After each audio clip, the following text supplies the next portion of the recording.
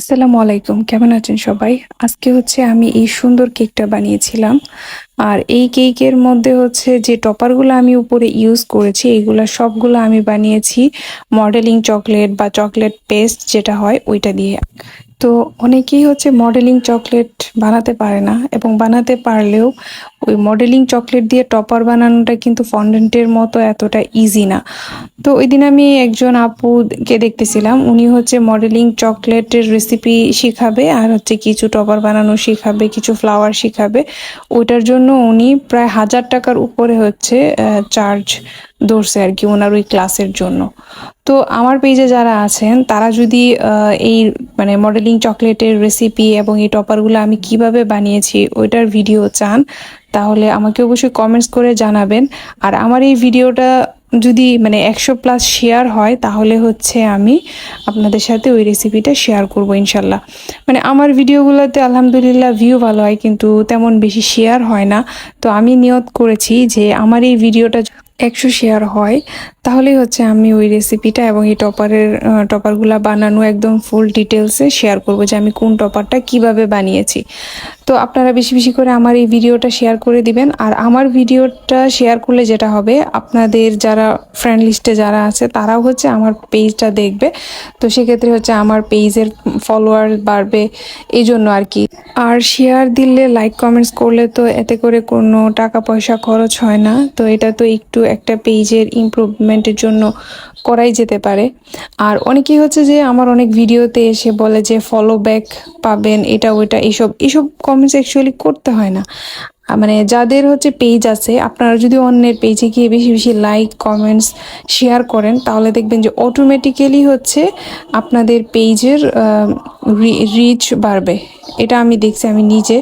আমি যে অনেকের পেজে আমি আমার পেজ থেকে ঢুকে অনেকের ভিডিও দেখি, এবং আমি ওনাদের ভিডিওতে কমেন্টস করি, লাইক করি। আর এটাতে করে কি আমি দেখলাম যে অল্প সময়ের মধ্যে আমার রিচটা অনেক বেশি গ্রো করে। তো এটা একটা অনেক বেশি ইম্পর্টেন্ট জিনিস। তো এখানে আমি অনেকগুলা ডালা বানিয়ে নিয়েছিলাম, আর এগুলাই এখন বসিয়ে দিলাম। আর এই কেকটা যে একজন মামি হয় আর কি, উনি অর্ডার করেছিল।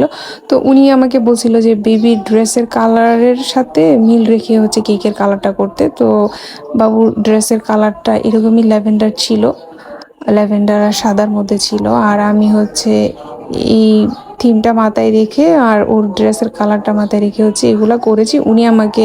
আমি ওনাকে বেস্ট কিছু এই মুকেবাদ থিমের কিছু কেকের ছবি পাঠিয়েছিলাম, কিন্তু উনি কোনো ডিজাইনই আমাকে ফিক্সড করে দেয় নাই।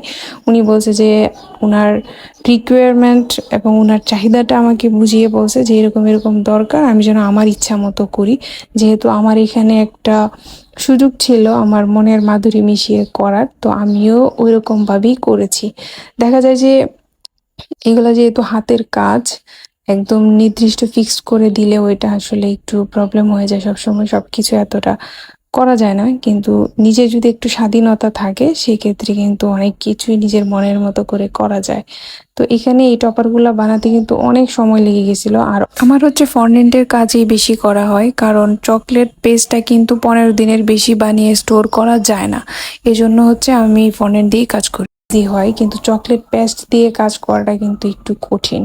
কারণ চকলেট পেস্ট আপনার এখন যেহেতু গরমের সময়, তো হাতের যে একটা টেম্পারেচার আছে মানুষের শরীরের, ওই টেম্পারেচারে ওটা গলতে থাকে, এবং ওটা একদম যে চকলেটের যে ওয়েলটা আছে ওইটা বের হয়ে যায়। এই জন্য একটু ওইটাকে হ্যান্ডেল করারও কিছু টিপস ট্রিক্স আছে। ইনশাল্লাহ আমি আপনাদের সাথে নেক্সট ভিডিওতে শেয়ার করব। যদি আমার এই ভিডিওটা 100+ শেয়ার হয়, তাহলে আমি আপনাদের সাথে অবশ্যই শেয়ার করব এই প্রত্যেকটা টপার আমি কিভাবে বানিয়েছি, এবং মডেলিং চকলেটের পারফেক্ট অথেন্টিক একটা রেসিপি ইনশাল্লাহ আমি আপনাদের সাথে শেয়ার করব।